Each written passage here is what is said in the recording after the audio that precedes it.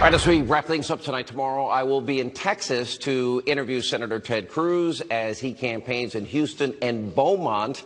We're going to be in Houston in the morning, Beaumont in the afternoon. These are town halls. I'll be interviewing the senator. It'll air Monday night right here on this show.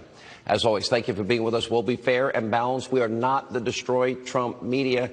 And when we get back Monday, only 15 days until Election Day. Let not your heart be troubled. The news continues. Laura Ingraham takes it away from our nation's capital. Have a great weekend.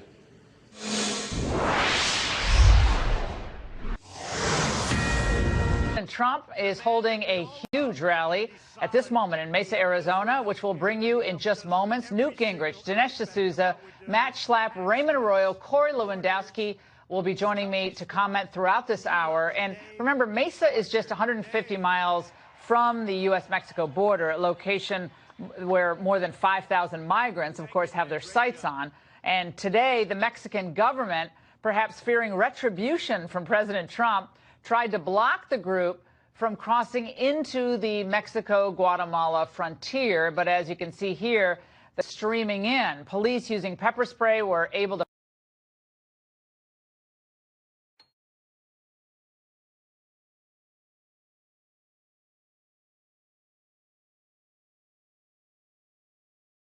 told us the following. The migrants are using women and some pregnant and children at the front of this line in an effort to intimidate the Mexican police. So obviously they're not going to use force against women and children. And so relayed to us that there are currently 1,000 Mexican federales at its border with Guatemala. Reinforcements are being sent in as we speak. And the police are telling this source that many of the people inside the caravan grew violent today, injuring 6 to 7 Mexican police officers who themselves have no weapons except shields, and they do have some batons if things get bad, and tear gas. The official closed his conversation with the Ingraham angle saying following, we will not allow our country to be literally invaded from the south. It is critical now to take a stand, because if this model is the immigration model going forward, you will see a caravan of this size coming every week. So Mexico has its own interest in stopping these caravans from flying through Mexico. And now what you see right here is not from the caravan, but take a look at this video Fox News obtained. This is yesterday morning at 3:30 a.m. in Yuma, Arizona. Now you can see 4 different groups of illegals climbing over the border wall, dropping right into the United States. And as President Trump said last night, this could be the election of the caravan. And I wanted to bring in right now former House Speaker Newt Gingrich. Newt, thanks for being here tonight. A big night. Let's start with this caravan issue.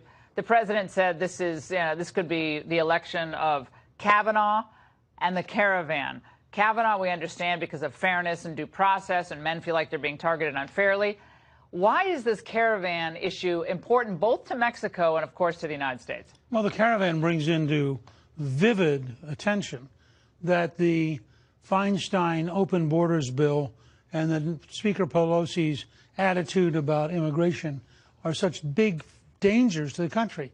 The Gallup World Poll did a survey, and in Latin America and the Caribbean, there are 179 million people who would like to come to the U.S. 179 well, our million. country is 320 million, right? That's to be over half the population. Right. And what we have to confront is exactly what that Mexican official said. If we're not prepared to stop this caravan, how big will the next one be? How many will there be? And I think this puts Democrats, frankly, in a very difficult box. They don't like to control the border. They don't like to stop immigration. In fact, Stacey Abrams, the Democratic candidate for governor of Georgia, said she regarded the undocumented and the documented as equal. So she's basically saying, if you get here illegally, you're part of her majority coalition. San Francisco's passed a rule that allows people here illegally to vote. So the Democrats are now caught in that as people watch this. These are devastating images, Newt. Look at these images. They're devastating. You talk about mobs versus jobs. You're seeing exactly the kind of mob behavior that the Democrats have led to. About 2 blocks from here, Newt, there's a homeless shelter. Any given night, there are individuals outside waiting to get in. There are not enough beds. They're on the streets. They're destitute. Many of them former military. They're veterans, down on their luck, some with mental health issues, some not, some just down on their luck. A lot of, I think, Americans, and I noticed this on radio today, they give to various organizations, international organizations that help children in need, including in Central America, like Food for the Poor, all these great organizations. They say, look, we have a lot of problems here. We're compassionate people. We do not want to feel like we're bad people or horrible people because we don't want to say anyone who wants to come in and can come in. But when you see these pictures, this is the proof of what no consequences for crossing into our country illegally will bring. These individuals, gosh, you can't even blame them. They know if they get a foothold into the United States, Newt, what happens? Well, look, they're carrying the Honduras flag. Right. This is an invasion. This is an act of attacking the United States sovereignty. And the fact right now, Mexico. And I want to thank the Mexican officials and the Mexican police who are putting their lives on the line and getting a lot of grief from leftist politicians who are happy to give Trump a pain in the you-know-what over this issue. Well, I think actually this is the best Mexico's ever been. Ever. I attribute that to President Trump and Secretary Pompeo, but also I think to the Mexican government beginning to realize that this is going to be a crisis. You can't have thousands and thousands and thousands of people decide to break the law and have any expectation that civilization is going to withstand it. I want to hear from Mike Pompeo addressing the issue of women and children being used, Newt, as a type of human shield. Let's watch. This is a large group of people. They are putting women and children in front of the caravan to use as shields as they make their way through. This is an organized effort to come through and violate the sovereignty of Mexico. And so all that we can to support the decisions that Mexico makes about how they're going to address this very serious and important issue to their country. Newt, I think this is a major challenge, as you said, to the Democrat Party. They have embraced open borders. They have welcomed in low-skilled workers, low-wage workers, as have some Republicans. Let's be very clear about this over the years, because it keeps wages down, and a lot of businesses are happy with that. They get cheap labor, pay them cash. They don't complain. They live 10 in a house. And it's good for some of these construction work crews in D.C., most of them speaking Spanish, hardworking people. But nevertheless, it has hurt American industries, from landscaping to roofing to plumbing. The list goes on. I'm telling you, this is a mistake for the Democrats to embrace this. A huge mistake. And I think the whole imagery that you now have these people, I mean, first of all, they're political activists. They're not refugees. They're political activists. You raised the question last week, which I keep raising on Twitter, who's paying for all this? As you mentioned to me just before the show, this has gone from 3,000 to now we think 5,000 people. If it takes $7,000 a person, that's a $35 million project. Huge. Now, who's paying for it? And by the way, if it's an American group paying someone to come and break the law, that's called aiding and abetting, and that's a crime. Yeah, the Lutheran Church and the Catholic Church does get about $90 million. The Catholic Church, Lutheran Church, not quite so much, to resettle migrants in the United States. So a lot of the migrants that cross the border we can't keep them, we don't have any housing, are then dropped at bus depots. William Lanchinesse at Fox did a great report on this yesterday. And then they're transported all across the United States, first in shelters paid for by the Catholic Church, Lutheran Church, other organizations.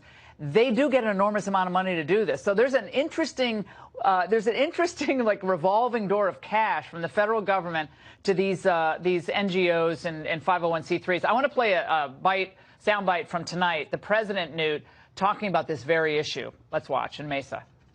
Right now, as you know, Mexico is on their southern border, and they're fighting some bad people in that group. You know, you see the people come up and you listen to the fake news back there and you think they're all wonderful people, right? No, you think, I'm serious. You think they're all wonderful people. You got some bad people in those groups. You got some tough people in those groups. And I'll tell you what, this country doesn't want them, okay? Yeah, and I think, again, America is a welcoming country. We love merit-based legal immigration, true refugees, a lot of Christians in the Middle East who have had a really hard time getting here. In Western Europeans try to get the visa lottery, which a lot of us want to get away with, do away with. But Newt, he's right. America, they see that this has gotten totally out of control, and it's just a question of fairness at this point to the American worker. Well, it's also a question of fairness to people who have obeyed the law. Remember, we accept more legal immigrants 1 million a year than any other country in the world. 1 million. So those folks have all obeyed the law. They look over here at somebody who's breaking the law, and I think there's a lot of resentment of why are these people being able to break the law. Newt, this was Jen Psaki, of course, former Obama administration official, on CNN talking about job growth. Speaking of the midterms, I want to play this. Jen. The job growth has been the case for 6 years. The job growth was actually better in the last year of the Obama presidency than it was in the first year of the Trump presidency. So he's benefiting from that. The reality is that a good economy is good for politics for the person in charge. It was better under Obama. Was manufacturing jobs? She had a better job under Obama. I think let's start with her. I mean, I think she had a better job. It's a Friday night here. It's really fun. No, you look, I mean, lowest African-American unemployment in history, lowest Latino unemployment in history. I think we're now have the lowest general unemployment since like 1969. It's pretty hard not to believe that President Trump and his policies have made a very positive impact. The only major economy that's growing right now is the United States.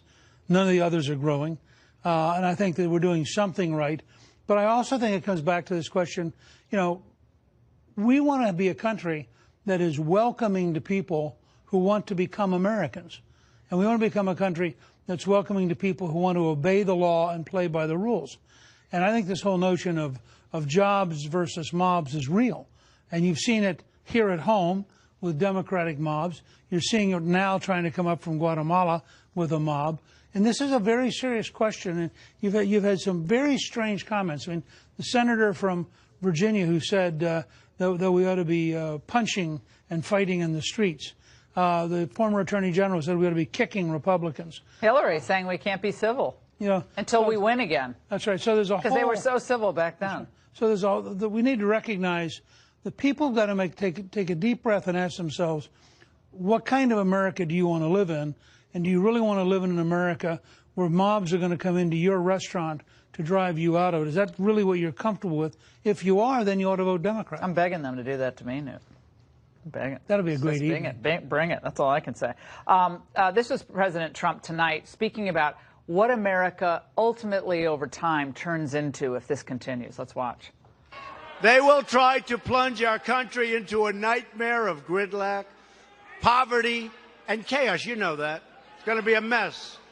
Democrats want to raise your taxes, impose socialism on our country, turn us into a Venezuela, turn us into another Venezuela. Now, Newt, is that just overstatement? I don't think so. I think if you look at what the call, for example, the Democrats say they want to have universal health care for everybody. And in California, Gavin Newsom, the Democratic candidate for governor, says, and he would give it away to every illegal immigrant who showed up. Well, if word went out worldwide, get to California, they'll take care of your health care, the sheer cost of that would break the American system. And I think we need to understand, these are folks who don't have a clue about the real world. What they're focused on is power. They want power over you and me. They want power to define how we're allowed to behave.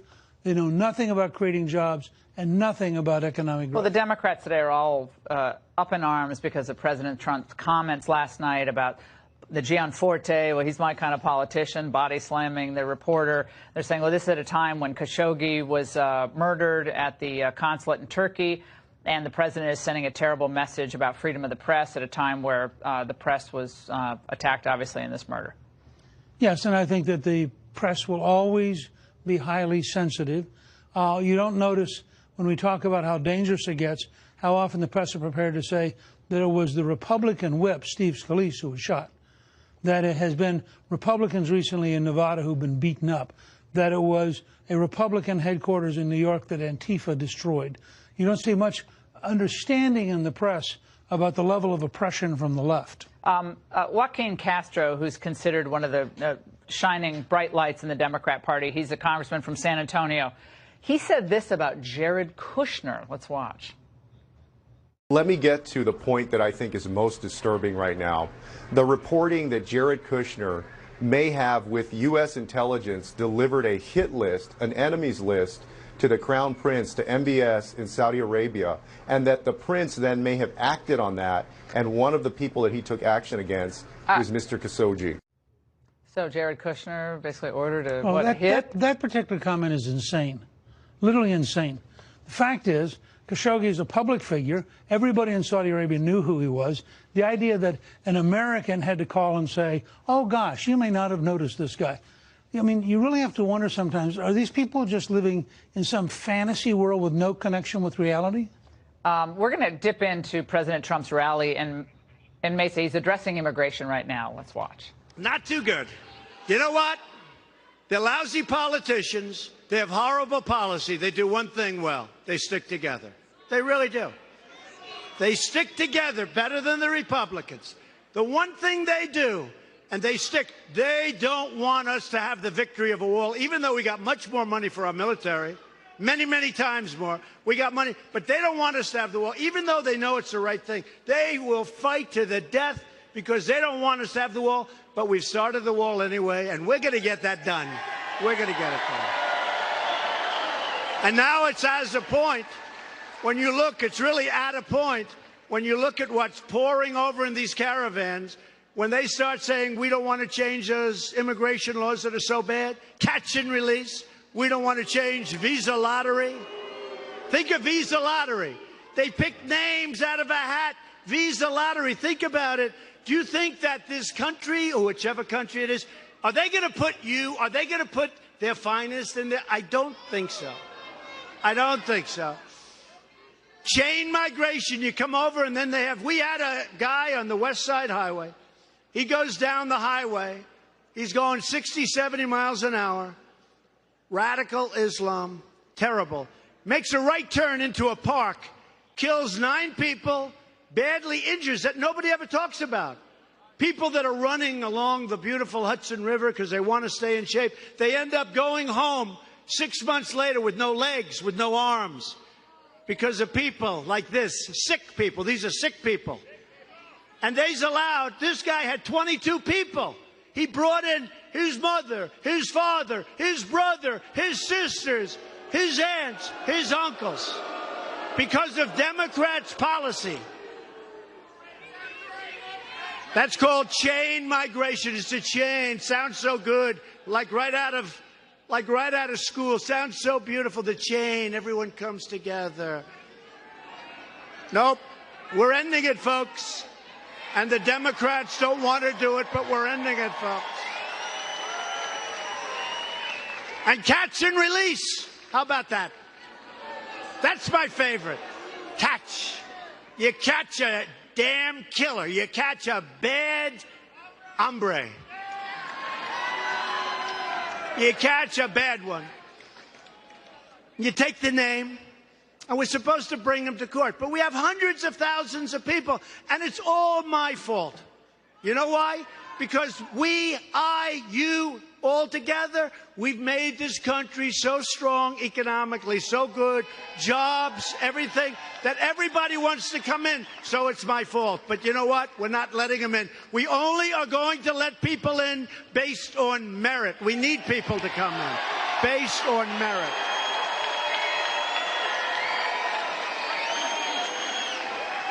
So you have catch and release. They put 1 foot. They don't need to. 1 foot. We have the greatest people. ICE, Border Patrol, law enforcement.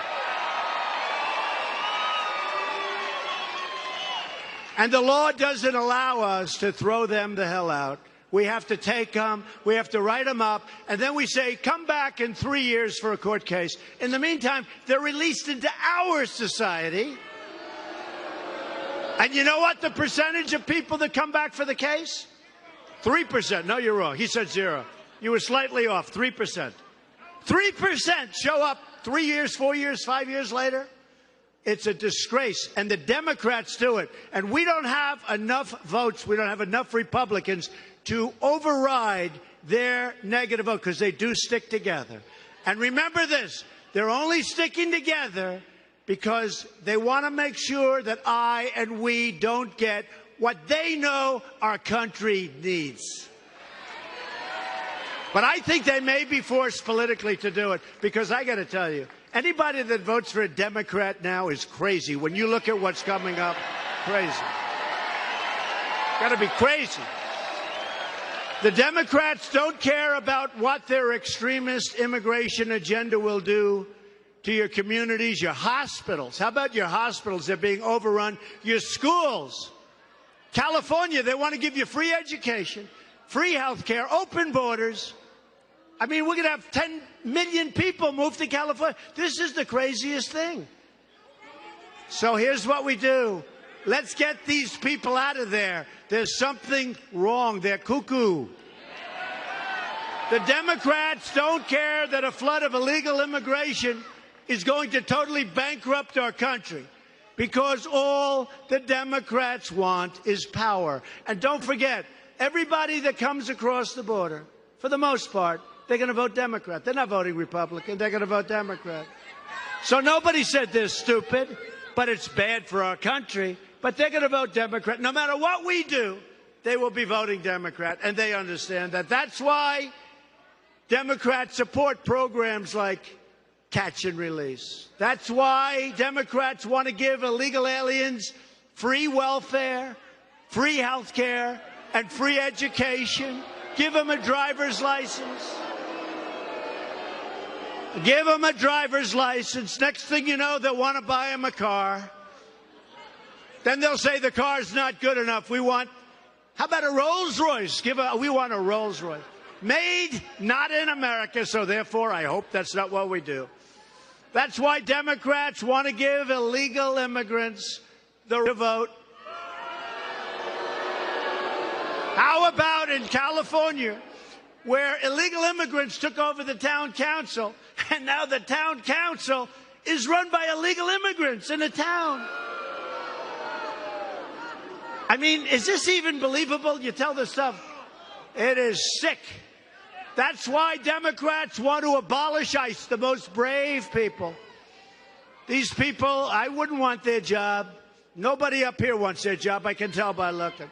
They go into the toughest situations. We call them nests. Nests are very bad people. They don't like using guns. They'd much rather use knives because it's much more painful and slower. These are really bad people. And ICE goes in there, and it's like a day at the office. No problem. And they free towns like in Long Island. They liberate towns. It's like liberation from a war. They liberate towns. And the Democrats think that ICE isn't nice.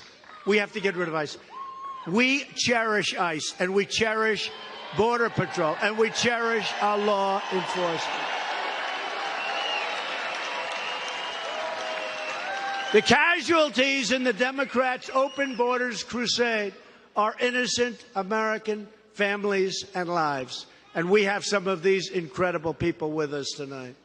Democrat immigration policies allow poisonous drugs, vicious gang members, and MS-13 killers to pour into our country.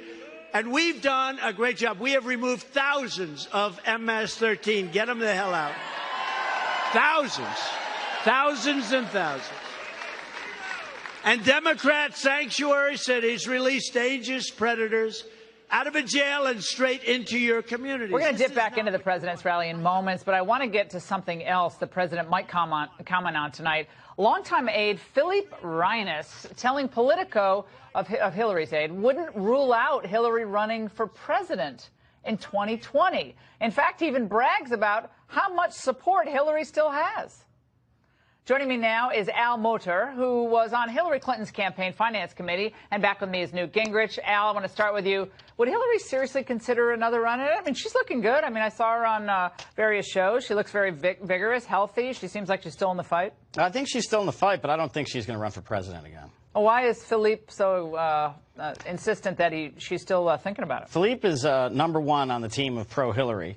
But I just think, look, she's done a lot in her career. She's doing a lot now to help Democrats around the country. She's raising money right now prolifically for Democrats under age 35, which is a great thing for our party. But I think it's likely she'll stand aside and let others run for it. So, like the vigorous young Joe Biden? Is that what you're thinking? I don't think it's good for America to go to the past, to be candid. I think we need new leadership in this country. Yeah, the Trump White House Newt is giddy at the prospect of Hillary, considering this again, because they think, Russia gave it to Trump first time, and people just didn't have enough information. So now, if Hillary gets a second bite of the apple, she's very smart, she's very seasoned, she knows Trump, she knows how he plays in these debates, so why not? Well, the thing I'm most struck with in this conversation is President Obama's campaign manager who tweeted the other day, "Why can't we stay on message?" If you have all these Democrats making news that totally distracts from winning the off-year election. So the last thing the average Democrat needs, imagine you're a red state Democrat in Indiana or in Missouri, and now you're going to be asked about Hillary Clinton running again. I mean, it's a nightmare. Here's Clinton's favorability. We have the Gallup, the latest on this. In September of 2018, her favorability is at, 36%. It's that high? September 2016, it was 38%. So it's not going exactly in the right direction. But now I would say that, look, the guy who has the number, is the highest in the polls, if Hillary's not in the polls right now, to the extent that it matters, is Joe Biden. He's at about, 33%? Absolutely. Of all Democrats. He's out there. He's hitting Trump pretty much every other day. And he seems like he's hungry for it. He seems like he's tanned, rested, and ready. He's definitely all of those things, and I think he does want to run for president. I just think it would be a tough race. Do you think, Al, that these visions of, thousands of people pressed up against the Mexican border on the bridge, and just so people understand, our sources are telling us that none of the migrants have actually crossed into Mexican territory proper. There's kind of a middle ground area where some have broken into, but Mexico claims that it has not allowed the migrants to make it into Mexico. I just wanted to make that statement, and AP has a different take on this. Do you think those images are good for the Democrat Party? You're seeing it right now. There's where the standoff is on the Puente Internacional Suichat. Yeah, I see the pictures, and I don't. I think we're losing the message battle on this issue. The funny thing is Democrats actually are for security and borders and the rule of law, but you wouldn't know it if you listen to the president, and we're not good at responding. And what we need to do in 2020 and 2018 is respond with more vigor on these things. We're not bad on these issues. We're just not good at arguing about them. Well, Elizabeth Warren, Newt, this week, I think, took the Democrats way off message with a DNA test. And, I keep thinking of that. Was it Cher Song Cherokee people? Who was that? Was it? I can't remember, but it was. She's desperately trying to prove something, which was obviously a huge mistake. Well, look, you have to wonder. And my party, on occasion, has gone through cycles where it was terminally insane, and it took sometimes 4, 6, 8 years to get out of it. If you go back to the 1930s, for example. But this is just almost beyond imagining. First of all, you can sort of see why she and her clever consultants would have said, if you're ever going to run for president, you've got to prove that, in fact, you have not been lying about whether or not you're Native American, not just Native American, whether or not you're Cherokee. So then she goes off. First, the timing, again, is terrible because it exactly fits the wrong thing. Talk about it the week after the election. Then she goes off anyway because her ego needs it. And they take the test. And the test comes back and basically says that most Americans are at least as much Native American as she is, and that there is zero possibility that you could prove that she was Cherokee based on that test. And in fact, the indications seem to be that if she has any Native American blood, it's actually Latin American, not North American. And you would think she's kind of smart, and then she does this thing, and it's just beyond dumb. I mean, she's going to go from Pocahontas. I have no idea what Trump's new term is going to be, but I'm confident that he's already working on it. And you have the Cherokee Nation, by the way, formally protesting. I mean, these are Democrats who've lost the touch they once had. I remember, and Newt, I might have been with you. This was some years ago, like 20 years ago maybe, with Cory Booker, when Cory Booker was considered kind of a third-way Al Fromm kind of Democrat. Remember, it was in Newark, he was the mayor, he was cool. He was working with the Republicans. What the heck happened to that Cory Booker? I mean, I thought he was pretty interesting. He was more of a Bill Clinton Democrat. And then he's different now. I actually think Senator Booker could unite the party. I do think he's definitely gone to the left of where he was. You're right about that. But he's got amazing charisma, former Division I athlete, mayor of Newark, as he said. And I think he's one of our top 5 or 6 folks who could run in 2020. Can he unite the party? I mean, who knows? The Cory Booker who showed up as Spartacus and made a fool of himself at the Senate hearing couldn't. I personally think it's going to be Kamala Harris. I'm going to stick with that unless she doesn't run. I think an African-American woman, former Attorney General, from California, Law and order, just has enormous resources, and I think she clears the field. And the Obamas, very close to her. That's the Obamas. Bottom line is whoever can win. Obamas are the kingmakers, though, in this party. If you only nominate whoever can win, that's what we want. There'll be a blank space in 2020. Hey, come on. All right, gentlemen. Thanks so much. And we're keeping our eyes on the Trump rally from Arizona, and we'll be dipping into it throughout the hour, so stay right with us. Joining me for that Friday Follies segment you all been waiting for, Raymond Arroyo is here with a college mob and a Halloween billboard that will frighten you. Stay there. You couldn't fire them.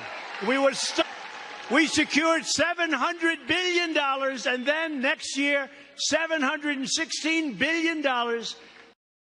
For that Friday Follies segment you all been waiting for, Raymond Arroyo is here with a college mob and a Halloween billboard that will frighten you. Stay there. You couldn't fire them. We secured $700 billion, and then next year, $716 billion. For that Friday Follies segment you all been waiting for, Raymond Arroyo is here with a college mob and a Halloween billboard that will frighten you. Stay there. You couldn't fire them. We secured $700 billion, and then next year, $716 billion. Rally in Arizona will bring you any news that comes out of it, but it's Friday. Come on, it means it's time for...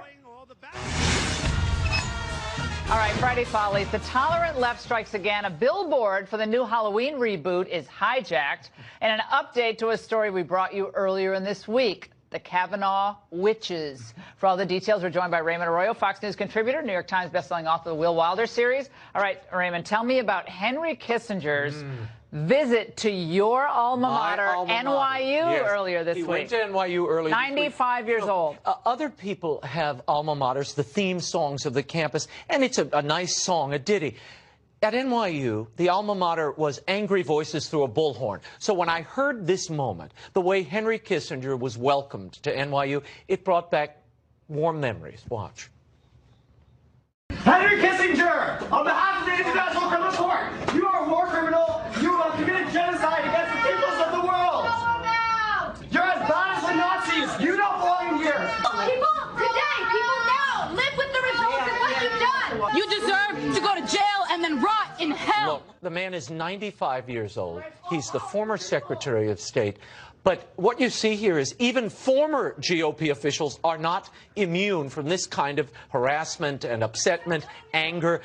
Why they would allow this? This was a private event, by the way, an invitation-only event. They harassed him from 5:30 till 8 o'clock. Why weren't these people thrown out? Well, they were. They dragged them out. You could see that on the video a little bit. But this went on and on. He barely got through the evening. But, you know, I have to say this.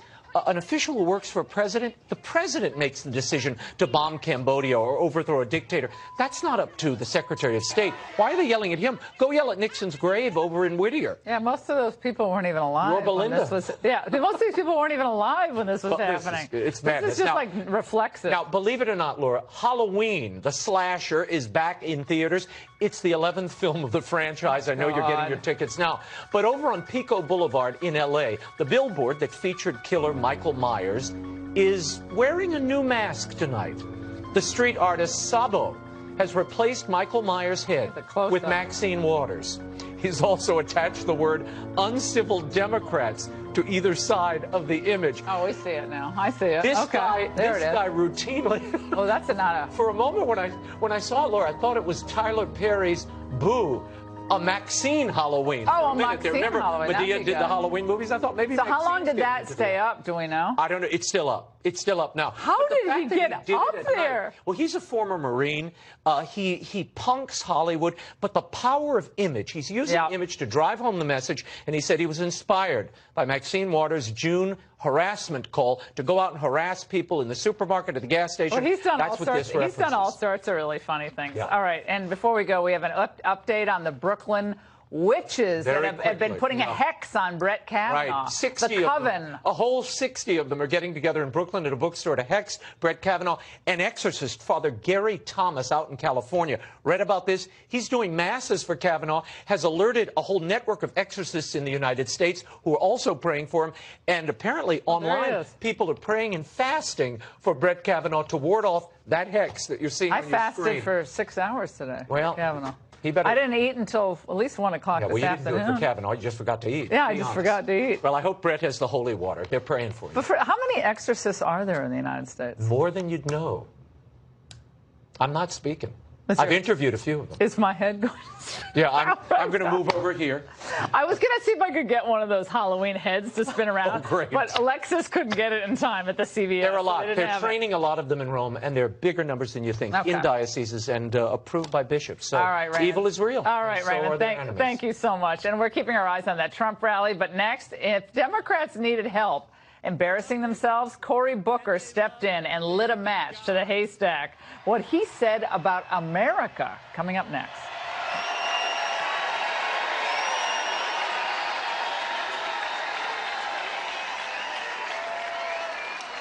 These courageous Arizona patriots did not shed their blood, sweat, and tears so that we could sit at home while others tried to erase their legacy and destroy our proud American heritage.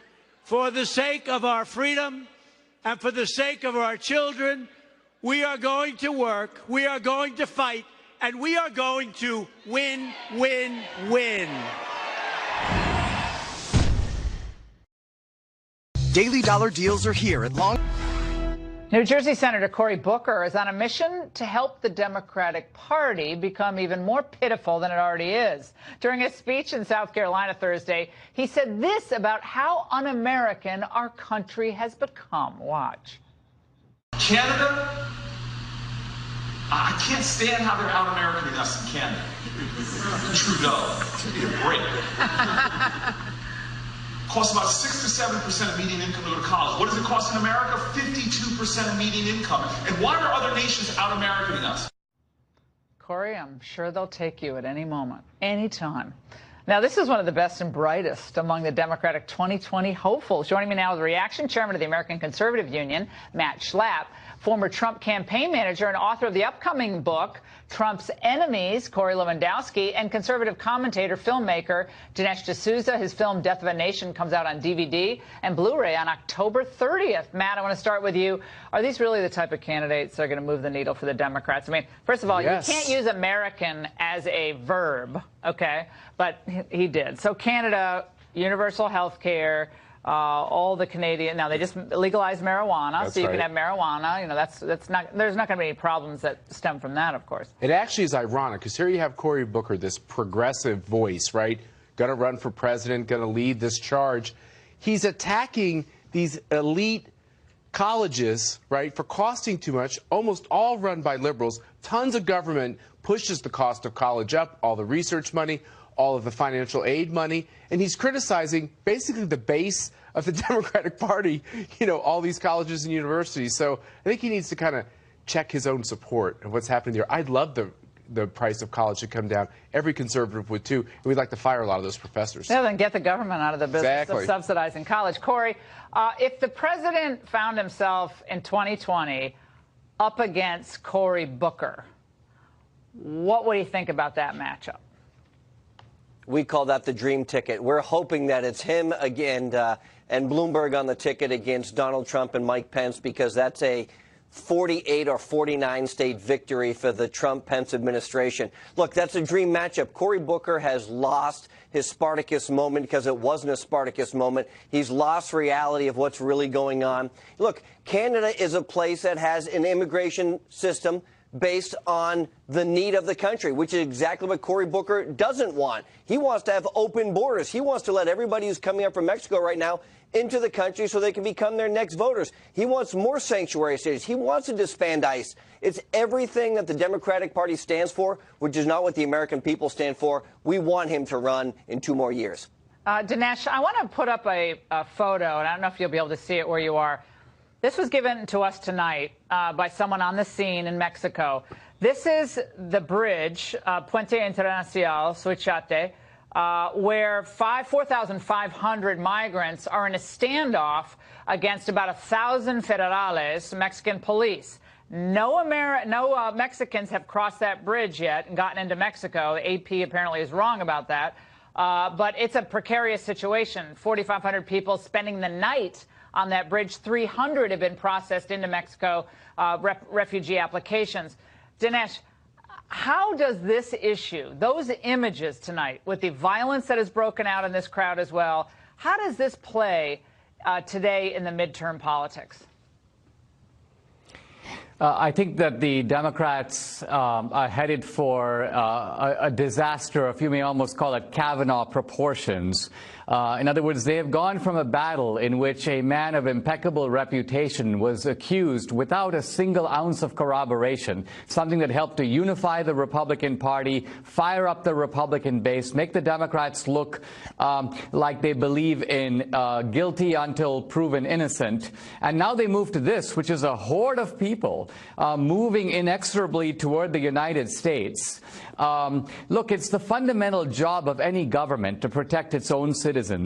If we think about why, in liberal theory, why do we have a government at all? Its primary duty is to protect us from foreign and domestic thugs. And here we have a group of foreign people moving toward our border. Who knows how much drugs, who knows what crime, and to cheer this on as if it were some kind of boon to the United States. I don't think this makes any sense. No Democrat would open his home if these kinds of people were waiting outside, clamoring to get in.